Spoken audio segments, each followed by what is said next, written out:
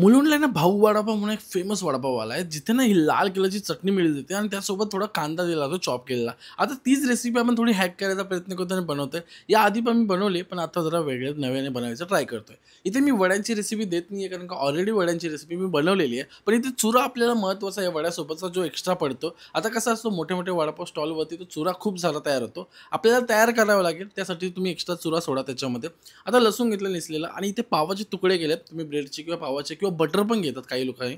त्यानंतर याच्यामध्ये घेतला चुरा जो एक्स्ट्रा झालेला. त्यानंतर मी थोडं लाल तिखट टाकतोय, चवीनुसार मीठ टाकतोय. तुम्ही ते लाल मिरची पण यूज करू शकता. त्यानंतर आपल्याला मिक्सरमध्ये ॲड करून न पाणी वगैरे टाकता ही सुकी चटणी बनवून घ्यायची. आता कसे थोडी लसूणामुळे तिचा ओलसरपणा येतो. पण जेव्हा तुम्ही भांड्यामध्ये टाका, थोड्या वेळानंतर ती सुकी ड्राय व्हायला सुरुवात होते.